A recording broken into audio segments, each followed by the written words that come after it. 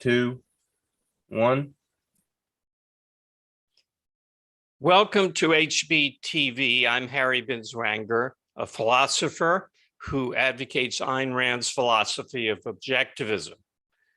Today, I'm taking up a topic of great pain and great interest to me and to anyone over the age of, say, 50.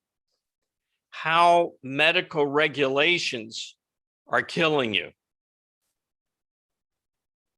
I'm going to talk using the acronym FDA for the American Medical Regulatory Agency. It's not got that name in other countries. In the UK, I'm told it's MHRA, but I might slip into saying FDA, but I don't want to appear too American-centric.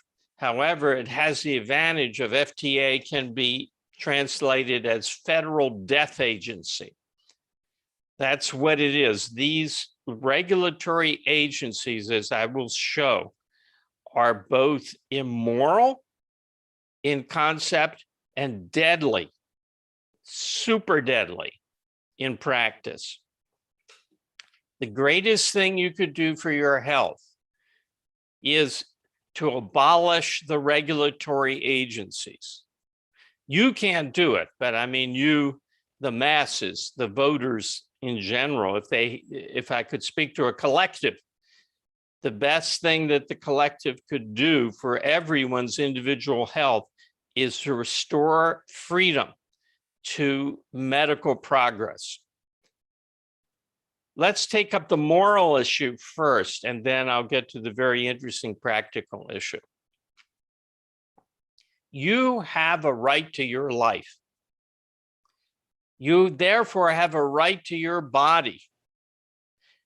You have the right to put into your body anything you want to. Food, poison, medicines, quack remedies, whatever you want, drugs, narcotics. It's your body, it's your life. Paradoxically, people, or some people, some significant segment of the population recognizes that there is a right to suicide. They recognize that since your life is your own, if it becomes impossible for you to live it with any joy, you have the right to end your life. No one owns you. Well, if you have the right to kill yourself, don't you have the right to endanger yourself, as they see it? The right to injure yourself by taking medicines that will not do you good? Either the government assumes responsibility, wrongly, for stopping everyone from acting on his own judgment, or the government doesn't, and the choice is made by the individual. The choice is made rationally or irrationally. That is, in order that the rational be able to use their minds to decide what they're going to put in their bodies, there has to be universal freedom. And that means the irrational will take narcotics, snake oil remedies, things that kill them because they're irrational. But you can't have a government that says, if you're smart and wise and rational, yeah, you can do what you want. But you people who are not, those among you who are not rational, we have to step in and stop you. So that obviously you can't do that. The government can't determine who is rational or irrational. If they were to do so, it would end up being that the people who are rational are the ones who are in the political party that's in power. So the right to be wrong is not a primary right. The right to be wrong comes out of the fact that there's a right for freedom. And if everyone is free, some people will do wrong. It's not that we have liberty in order that people do wrong things, but we have liberty in order that people may do right things, that they don't need government permission to do the right things. And that entails that some people will do the wrong things. As long as their doing of the wrong thing does not violate anyone else's rights, they are protected from government force being used against them. They may do that to their own detriment if it doesn't violate the rights of anyone else. So the issue is, who owns you? Who owns you? Are you government property?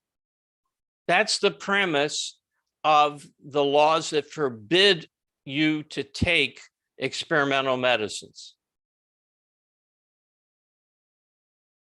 Suppose, for instance, that the government passed a law saying you can't buy pencils unless we've approved those pencils as both safe for your papers and effective in writing on those papers.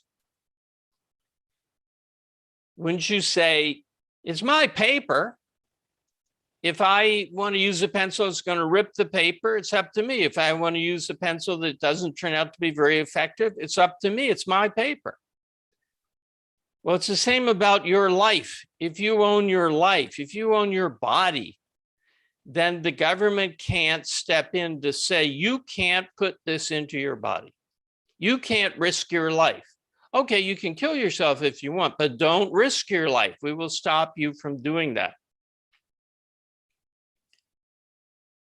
Now, the real meaning of medical regulation is save the fools. The real meaning of medical regulation is save the fools. Because some people will take quack remedies. You are not allowed to use your mind to decide what you're going to put into your body. For instance, to take a simple, easy example, I have restless leg syndrome, which is after a certain amount of time of lying down, my legs need to kick. They feel itchy. And if I don't contract the muscles there, it's agony for me. There's a medicine that acts upon the substantia nigra. No, not Niagara. That's a place in New York. Nigra, black substance in the brain, substantia nigra, that blocks a certain chemical pathway that completely cures restless legs for the period of a day that you take it. I have to get a prescription to get that. I am not allowed to use my own mind to decide whether I want to take pramipexole, which is the name of the drug that solves this problem. The government won't let me take that drug with the advice of my doctor, right? Unless I get a prescription. It will arrest a pharmacist that sells it to me. Why? Well, because there are people who take snake oil and maybe hurt themselves or maybe not take the medicine they should be taking as a consequence. So it's to protect the irrational. That's why I say the fools. It's in the name of protecting the irrational that the rational people are not allowed to act on their judgment. They must get permission. They must get permission from the government through the licensing of the pharmacy and the supervision they give of all drugs and so forth before they can take medicine. There are experimental cancer drugs that you can't take. You have to apply to get special exemption from the regulations if you have cancer. And the government steps in at every opportunity and step to prevent people from trying things out that might save their lives. It takes 12 years on average from when a drug is discovered that might be good to when it can be sold. 3 or so of those years are taken up with testing to make sure it's suitable to be used at all and does anything. So there are animal tests that have to be done. And so it's about 8.5 years of then government approval before the drug can be used. 8.5 years, that's average. Now, most drugs are turned down. 4 out of 5 drugs that qualify for seeking to get governmental permission in the US anyway, from the FDA, are never approved. So there's a tremendous amount of stifling of experimentation, which we'll get to in a minute. And there's no justification at all for it, except, well, mindless Marvin over there would put all kinds of things into his mouth and swallow them if we don't stop everybody from doing that. Everyone has to get permission. So mindless Marvin and his counterparts in elsewhere don't act irrationally. Now, notice I've used the term fools and irrationality, because it's not a matter of knowledge. It's not a matter of intelligence. If you're a very limited intelligence and you don't know anything about, say, the vaccines for COVID that are out there, so you didn't even graduate from high school, you drive a truck, what are you doing listening to this then? But in principle, you don't know, are the vaccines safe? Well, if you're rational, you consult a doctor. And if you're rational, you choose a doctor that has good recommendations from other people who've used them, has graduated from a respected medical school, and says things that make sense to you. So it's not a matter of how smart you are. It's not a matter of how much you know. It's a matter sheerly of rationality. If you know your own limitations and seek help, that's rational. If you don't care about any of that and you say, well, I read on the internet that hydroxychloroquine cures COVID, so I'm going to take it. Maybe hydroxychloroquine does cure COVID. I don't know. But that's not a basis. That's not a rational basis for acting. If you don't check with your doctor, I read it on the internet, is not a rational basis for anything. I know that's true because I read it on the internet.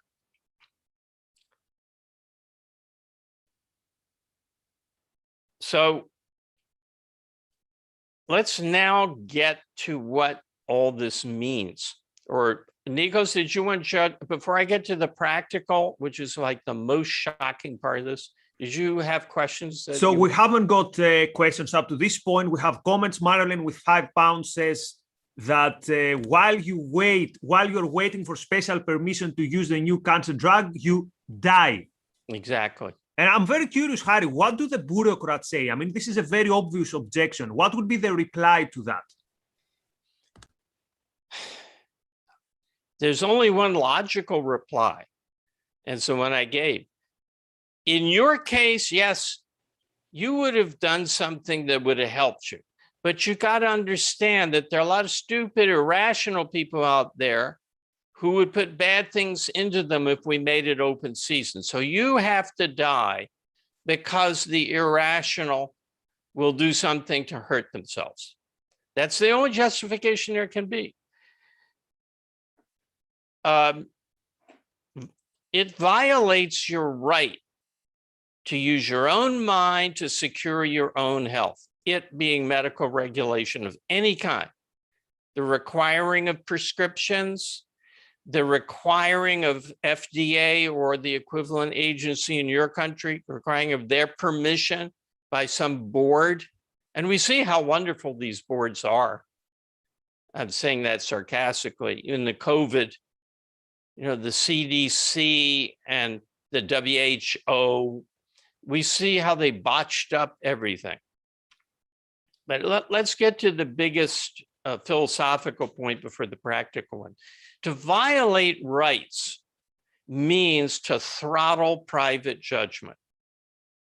To throttle private judgment. You can't make your own decision and act on it about your health. When you throttle private judgment and substitute government decree for that, you kill medical progress. You strangle it. You strangle individual health. The gun that violates individual rights, the government is nothing but a gun. That I'm taking as a given, but maybe I shouldn't. What is it that the government can do to you that a fraternal organization or a church group or a bunch of your friends who get together regularly can't do to you? They can use physical force. They can pull out the guns of the policemen. They can put their knee on your neck, like in the George Floyd murder. They wield physical force. That's what makes a government a government. So when you talk about a law, you're talking about a gun of the policeman backing up that law. And when the gun is pointed at the decisions of the individual. Now, if those decisions are to pull out his own gun and point it at people, it's justified that the government stop him by force. He's objectively threatening the violation of rights big time. But if he's offering something for sale and saying, this will cure your ills and it's not fraud, he's not threatening your life. And if you decide to take it, you're not under coercion and the government has no business interfering. If they do interfere, what the police are aiming their guns at is private judgment. When you anesthetize or coercively close off private judgment, you get non-advance, the stultification of progress, no innovation. People understand this in business, and I want them to transfer it to health. People, at least the non-leftists among us, talk about the government should not be deciding what businesses to back and what businesses not to. They shouldn't be giving capital to some businesses and taking it away from others. They shouldn't be deciding who the winners and losers are going to be. That should be up to the market. Well, it's the same with drugs. They shouldn't be deciding what drugs are the winners and what drugs are the losers, even if they've got the most brilliant doctors on a panel. Those doctors are not entitled to point a gun at you and say, no, we have decided that drug X is not safe or not effective. You can't take it. So now let's get into what is the practical meaning of throttling the mind of people across the country about their own health. How does that affect anything? Well, the easy thing to see is if it takes 10 years, you know, the average was 8.5 years to convince the government to give permission. But in some cases, it'd be 10, 15 years. And in most cases, they don't give permission. So the easy thing to see is if they slow down things that much and don't approve a lot of things, people are going to die waiting for the approval to take what they could have taken on the free market. That's the easy thing. But the hard thing to see is that which is not seen, as Frederick Bastiat wrote about it. There's that which is seen and that which is not seen. That which has not been produced, not created, not allowed out of the lab, and therefore you don't know about it. So the context for this is there's no biological limit on lifespan, human lifespan. Now, take that in for a minute. It has been proven in the lab that there is no necessary limit on the human lifespan. There are organisms that simply do not age. There's a shark, there's a lizard. I think the Galapagos turtles, which live for a few hundred years, don't age during that time. There's no upper limit. We used to think there was, but it turns out there isn't. So the extension of the human lifespan is achievable. And it will be achieved. It will be, despite government slowing down. The issue is, will it be achieved after you've died? Because they didn't let enough experimentation happen to get to where we are. And here we get to the jackpot. If there were no legally required prescriptions, if there was no FDA or equivalent agency, if anything you thought of, anything a researcher thought of, anything a doctor thought of, you could try, there would be an incredible amount of experimentation going on. And now picture this having happened since the agencies were created in the 20s or 30s. So you would have close to a century of big data on what is safe and effective and what is not. So instead of you're having to invest $1 billion in trying to bring one drug to market, people could produce drugs and try them out on volunteers. And we'd find out. Stupid people taking stupid things, 1 in 10,000 of them might stumble on a thing that works. But there's no 10,000 now. And what about the pretty reasonable people taking pretty reasonable things that are new, that are different? It's like natural selection in biology. If you have a large population with a lot of reproduction, I mean, we see this with the virus. There's a lot of mutation. There's a lot of sexual recombination of alleles producing new variants, some of which will be adaptive. We see this with the virus. Why is there a Delta variant? Why is there going to be another variant coming down the road? Because of mutation, because the virus is so widespread across, hundreds of millions of people around the globe. It's in their bodies and it's doing things. By sheer accident, once in a while, some mutation, some change in the genome, well, it's not called a genome. It's a virus is basically a piece of DNA or RNA with a sheath around it. But some change in the accidental change in the nucleic material of the virus means it spreads more quickly.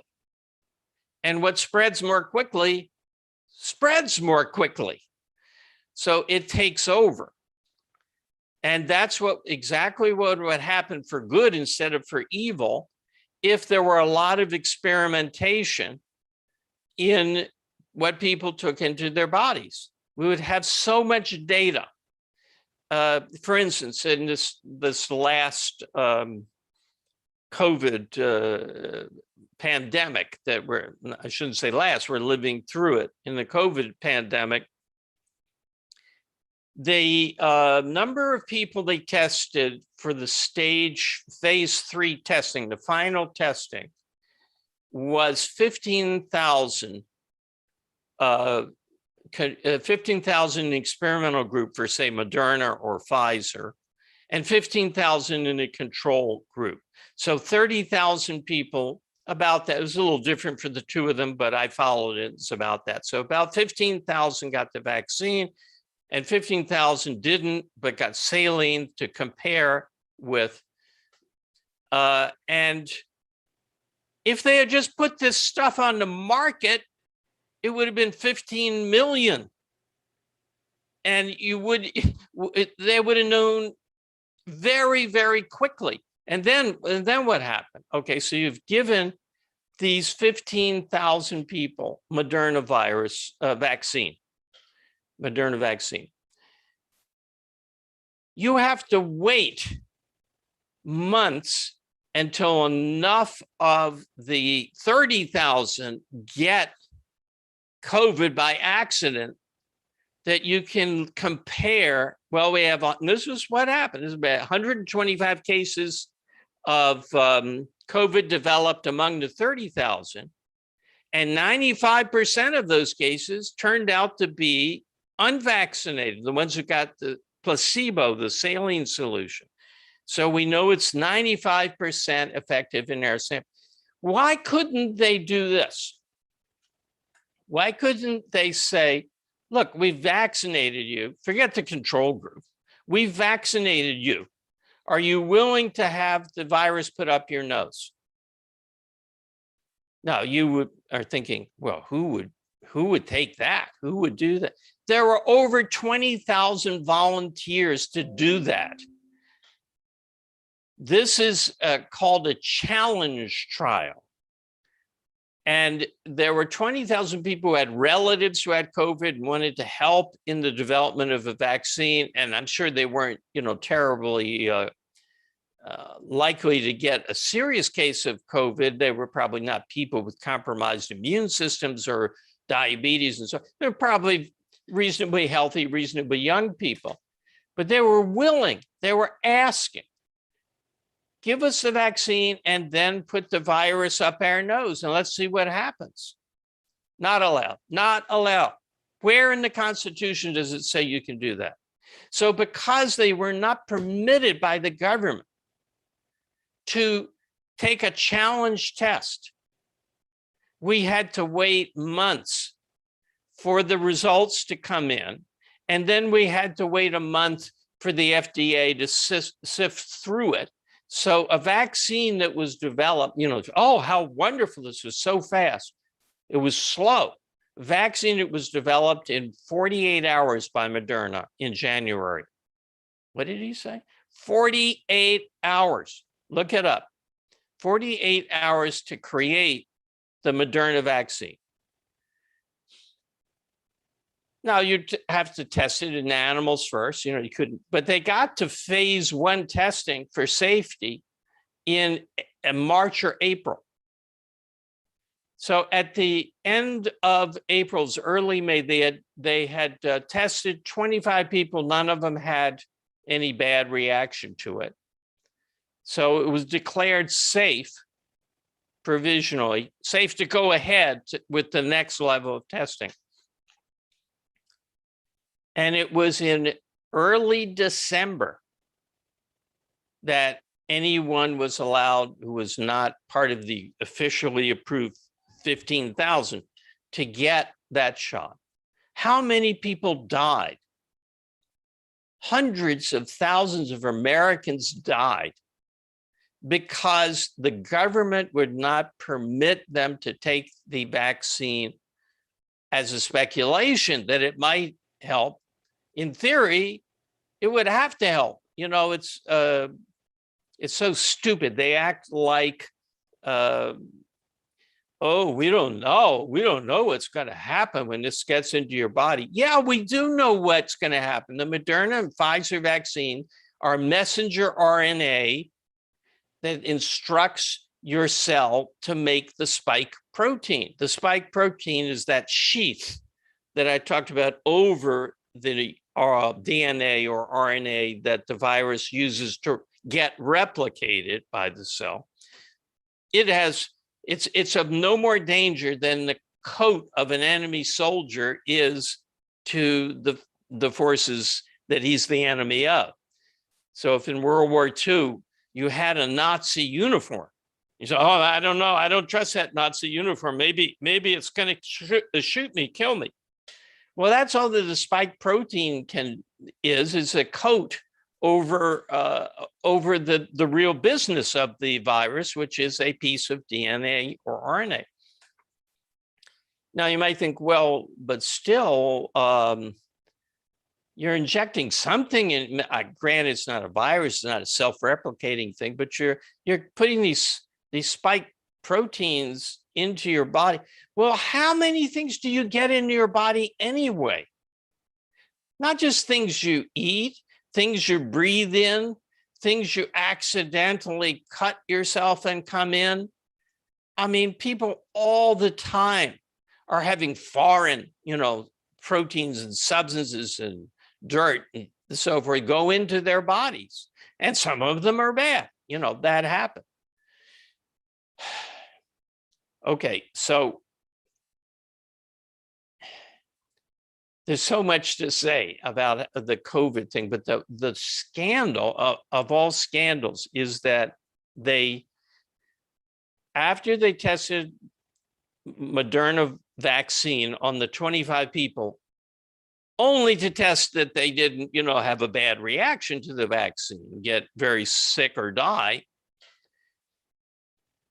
they wisely said, well, since they've had the vaccine, why don't we see if they have the antibodies that the vaccine is supposed to produce? I mean, we weren't doing the test to find this out, but there they are, they're vaccinated.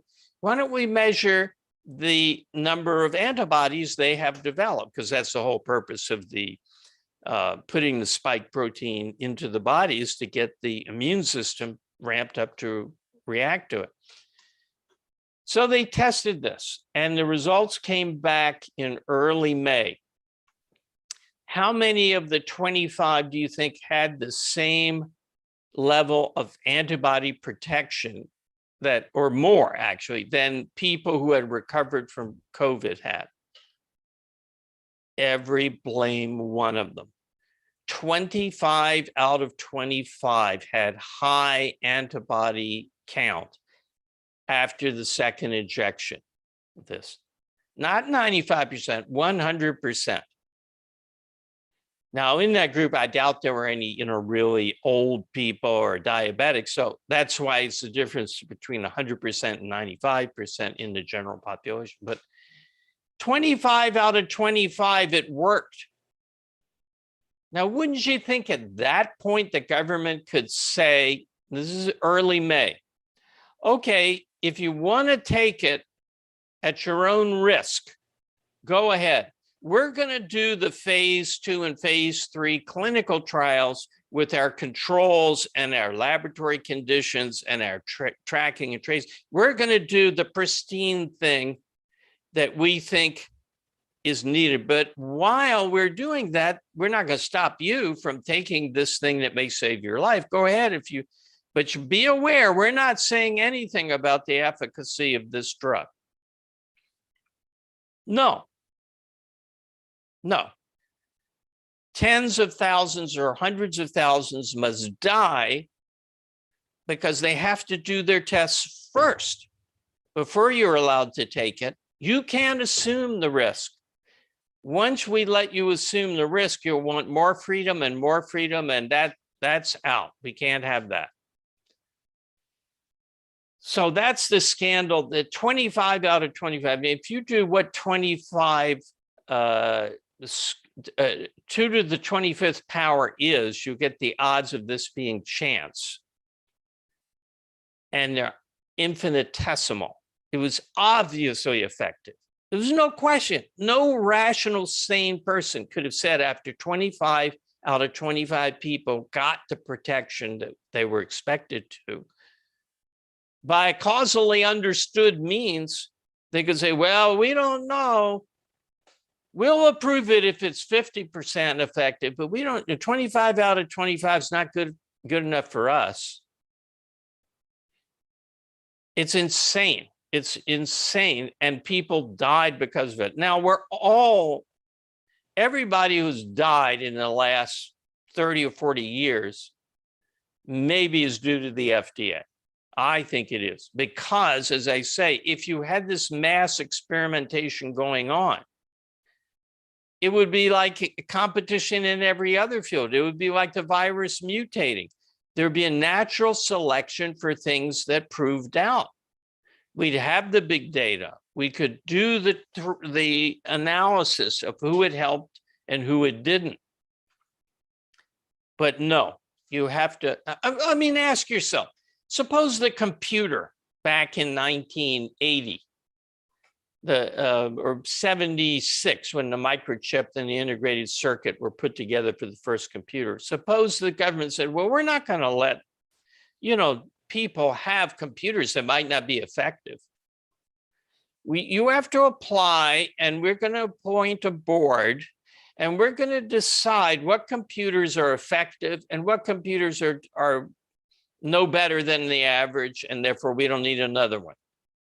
Like if the North Star Horizon, it proves effective, and then someone brings on the Radio Shack TRS 80, if it's no better than we decided the North Star Horizon is, we're not going to let that. You've got to show you add something before we let you. If you had the same kind of regulation we have in medicine on computers, we would still have 8-bit machines. In fact, we'd be back with the abacus, really. So imagine what it's done to medicine, and therefore what it's done to the human lifespan. It's staggering. Now, I want to end with one final thought before we get to some of the questions. Well, maybe we should take questions, and then I'll save the final thought. Are there questions yet, Nikos? So there is one relative question, and then once you're done, we go to the general questions. So Bonian, thank you very much for your super chat. How can we stop the disconnection between cost and service? Doctors are divorced from the marketplace mainly by regulation of health insurance. Yeah, so there's a whole, in the United States after World War II, they allowed businesses to deduct medical expenses of their employees. So businesses could get a tax deduction for supplying medical insurance to their employees, and the employees couldn't really get the equivalent deduction against W-2 income. You can get a medical deduction against, and you always could, for certain expenses, but not for something like health insurance and small change stuff. So businesses, because of government policy, took over supplying medical care, and they used insurance companies. And then the King-Anderson bill was passed in 1964 or 5. I forget, it was late 64, early 65, which half socialized American medicine. So now the doctor is almost out of the loop. It used to be a used to be a doctor-patient relationship where doctors set their prices and patients decided if they wanted to pay them. But that hasn't been the case except for certain very expensive doctors called concierge doctors. And they are forbidden from doing a ton of stuff.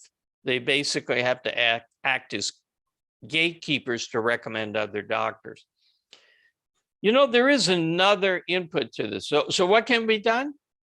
Repeal the King-Anderson bill, make everybody get a dollar for dollar income tax deduction for paying medical expenses, allow insurance companies to compete on a free market. Insurance is the most highly regulated industry in America. I assume it's the same elsewhere, and I can explain why it is. It's a very bad reason. So you'd have to free up the insurers, free up the doctors, and free up the patient. Now, this would be a snap if people's minds changed.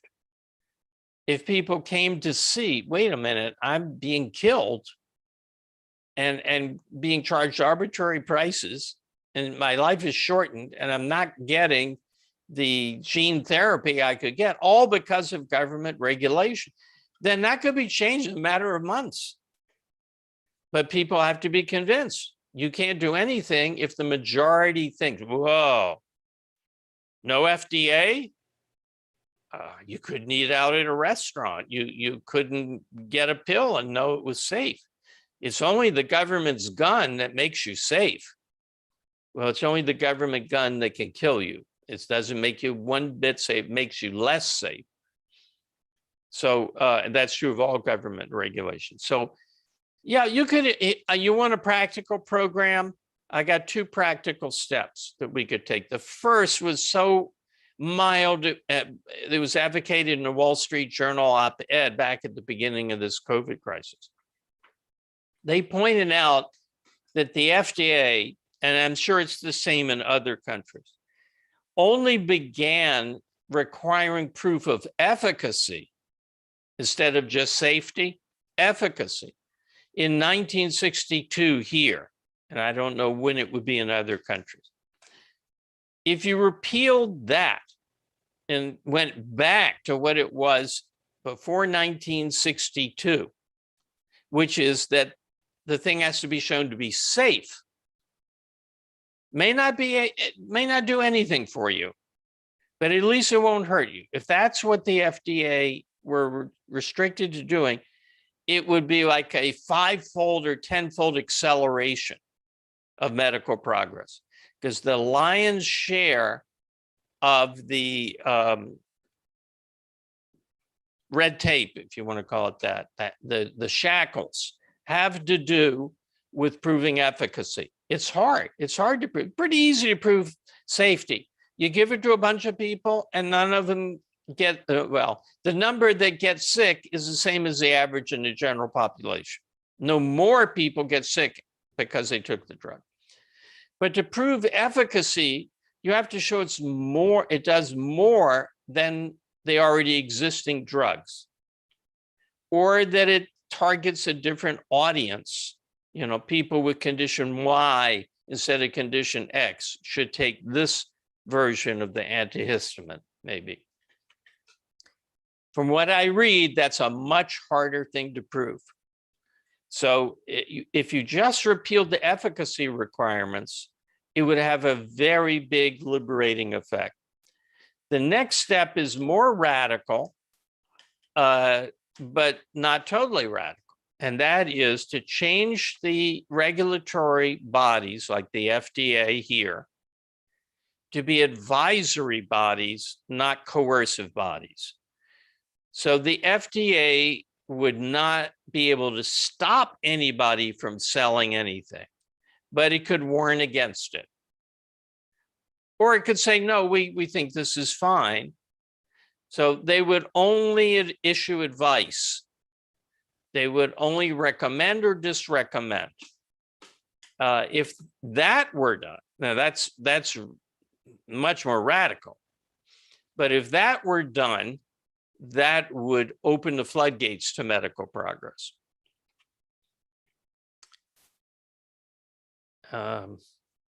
Is there another question? I've got more I can talk about, but. There's another question which is relevant by Marilyn, and thank you, Marilyn, again for your contributions. Doesn't socialized medicine mean it's harder to reward the best doctors appropriately? We are told all doctors are the same. And let me, by the way, share the experience, Harry, from Greece, where although we have the equivalent of NHS, doctors are allowed to have private offices. And because we have the very virtuous tradition of tax evasion, we pay them cash under the table. And with something like 50 euros, the equivalent of, let's say, $55, you can have a very good, let's say, the doctor checking you and say, oh, it's nothing, go.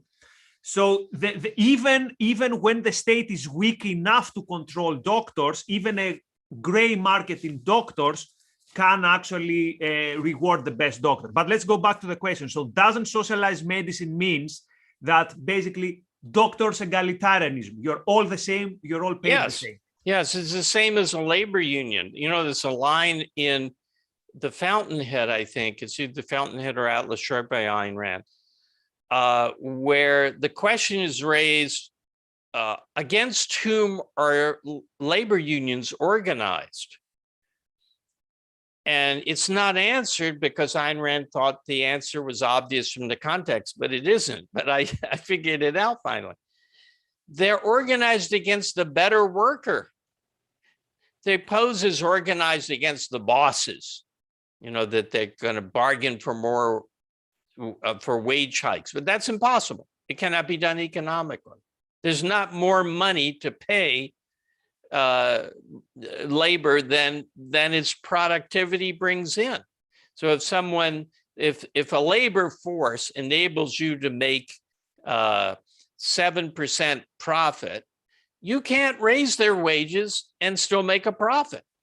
And that's across the economy. So that's window dressing the idea, oh, the boss is the enemy. It's the able worker.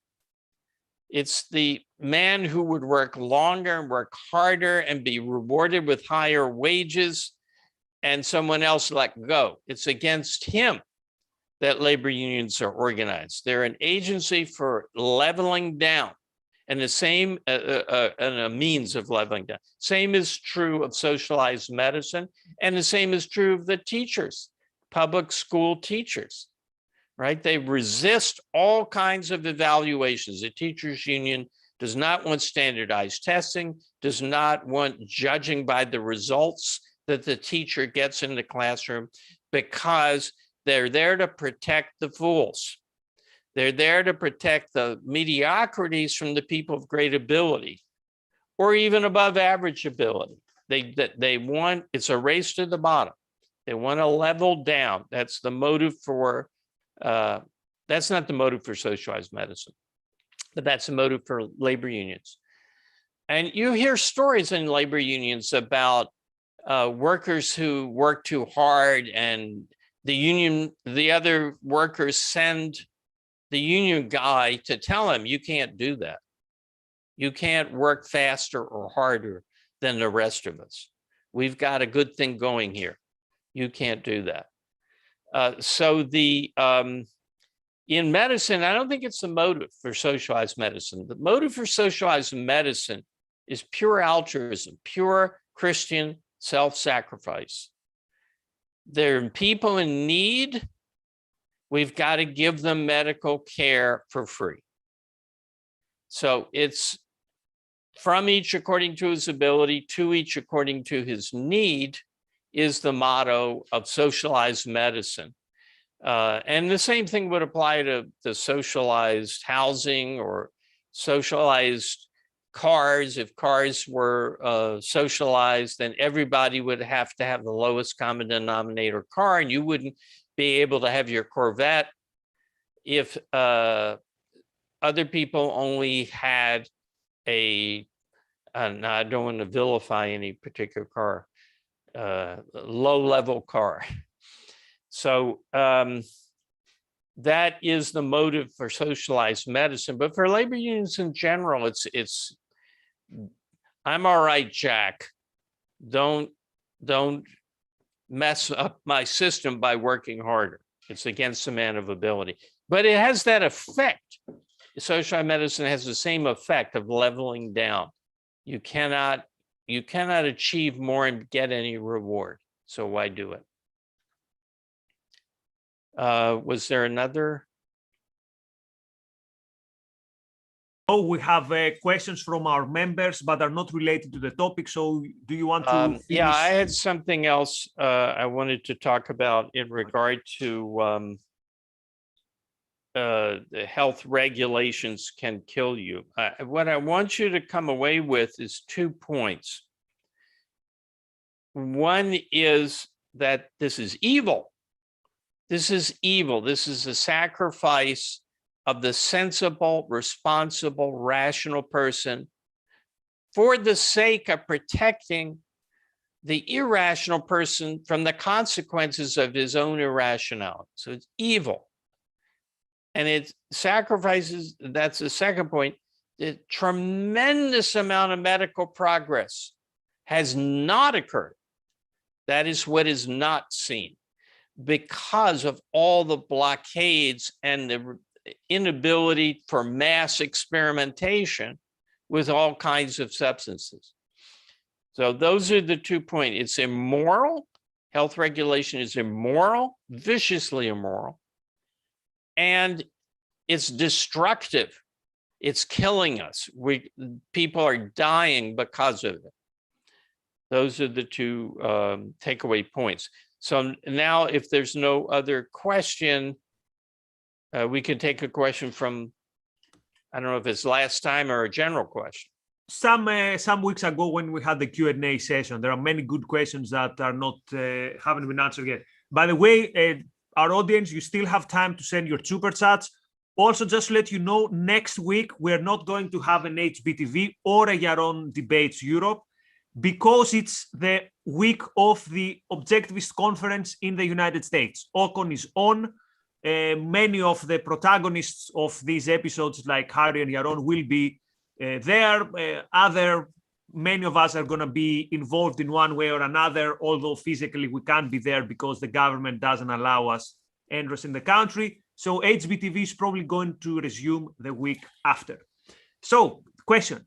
Is the distinction between intrinsic and extrinsic motivation, Yes. another variant of the mind-body dichotomy?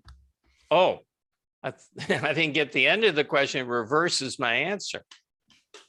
No, I don't think so. I think it's a valid distinction. The idea, now this is shifting to what is a valid concept in the field of psychology, specifically motivation.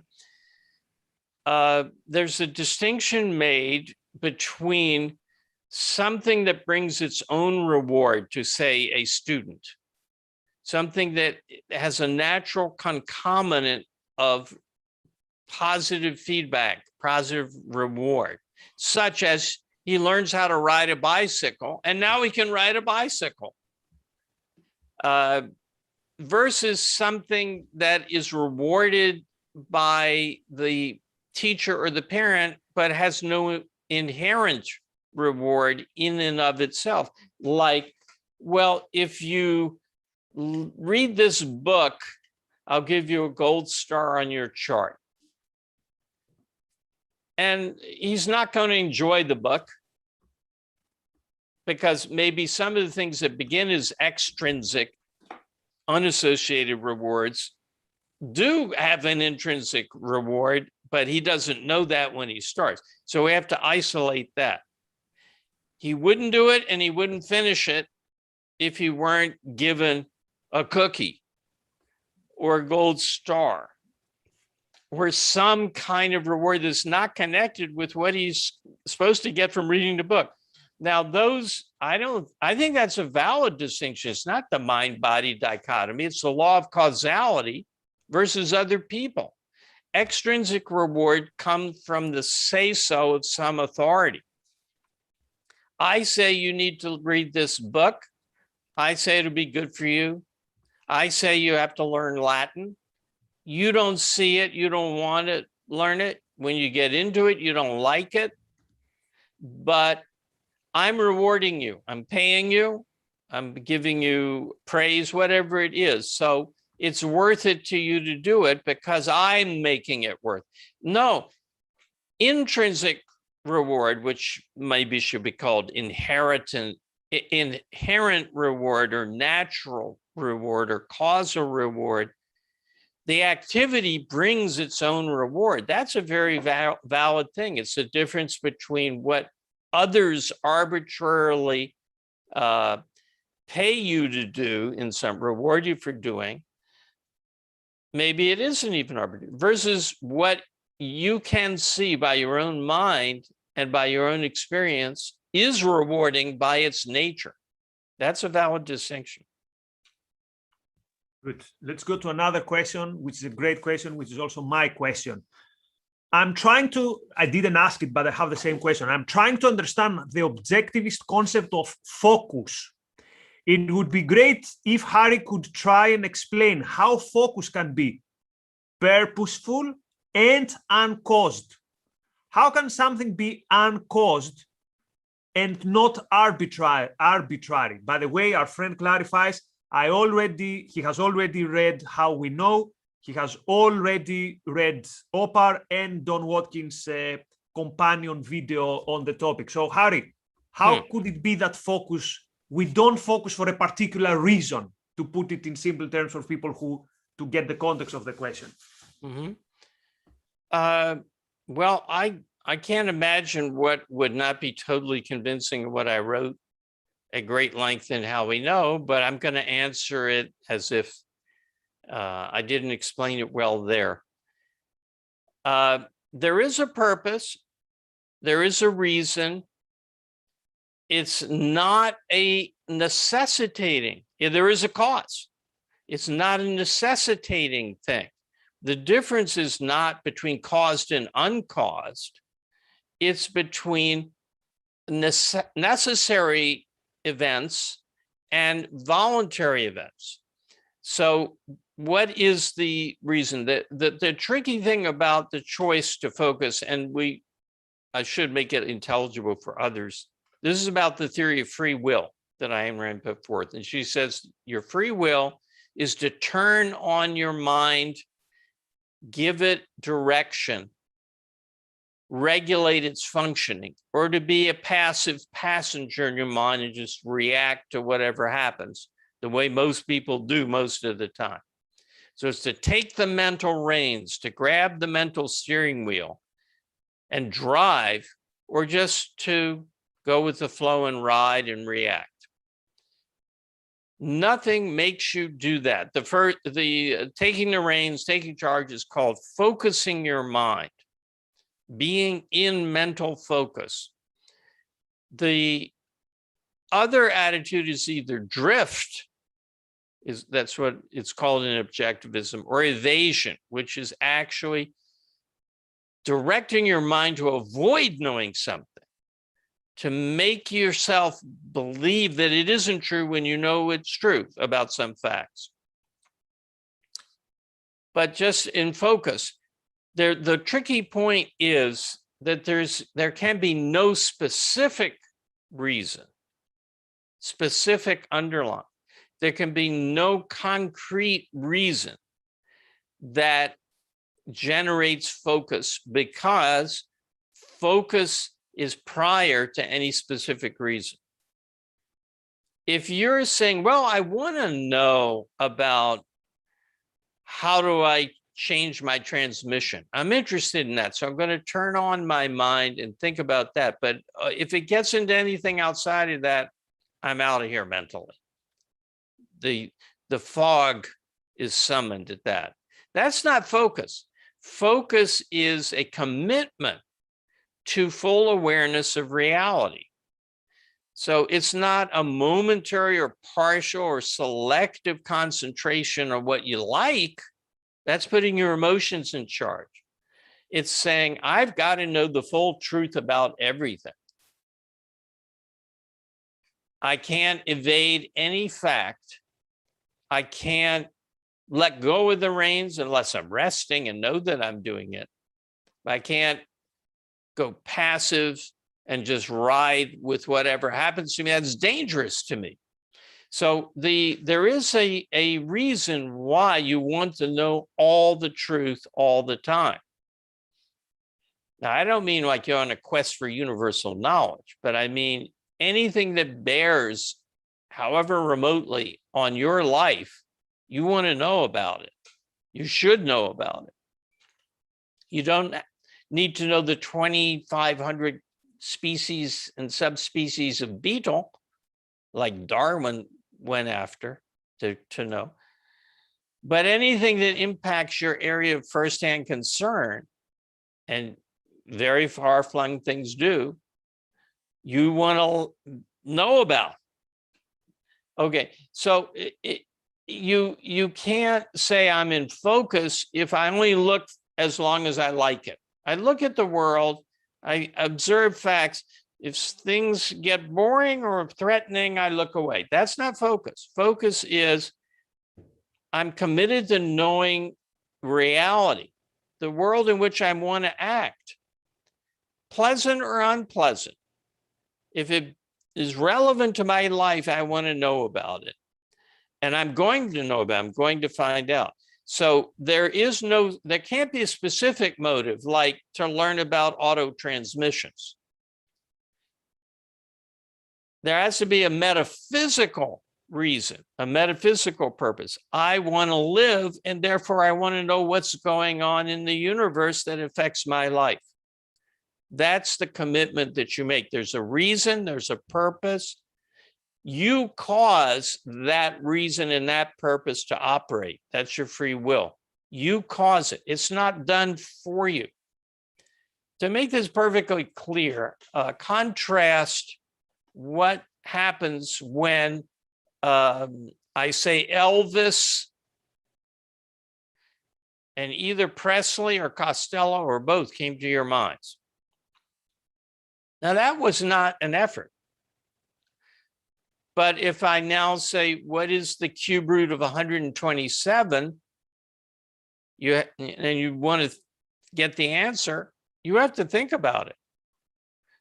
Or even to use an example I've used many times before, what did I have for lunch 1 week ago today? Now, maybe you have the same thing for lunch every day, but if you don't, you have to say, okay, let's see, that was a Monday, and was I in my regular routine? Yeah, I think I was. And what you have to do mental work. You have to ask yourself questions. There are things that happen to you, and there are things you do. Elvis and Presley happened to you. Somebody steps on your toe, you're hurt, and you're, what the hell, angry. That happens to you.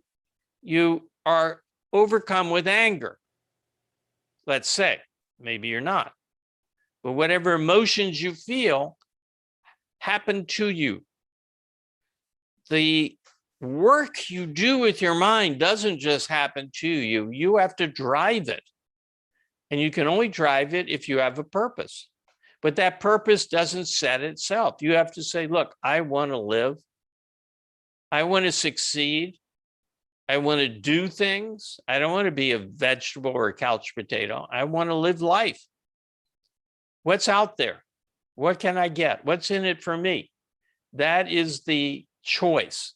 Reality won't do that for you. You have to do it for yourself. So if I can concretize it a bit more to highlight also the difference between focus and concentrate, which is what confuses many people. Yes. So let's say I'm drifting on Twitter. I don't even pay attention and just scroll. And then I say, okay, look, you have a deadline, you need to write. Okay, now I'm gonna work seriously. Forget Twitter, focus, which actually means concentrate. So wouldn't we say that there's a reason I got focused, and the reason is I have work to do. I have to finish the deadline. So if I didn't have to write the article, I would be scrolling for another 20 minutes. Well, first of all, you could be scrolling in focus or out of focus. Yeah, let's say out of focus. I was scrolling out of focus. Well, then that's bad. And you would feel kind of icky about yourself for doing that. But no, it's not the work to do. You can always make up another rationalization for, well, I'm not going to start just yet. I'm going to just do this one other thing and then I'll start. And that can go on for a long time. So the work doesn't impose itself on you, doesn't turn on your mind. Also, when you turn to your work, are you in focus? Meaning, are you not just concentrating? Concentrating is a frequent concomitant of focus, but focus means driving, your hands on the wheel, right? So you have to ask yourself questions and observe your own answers.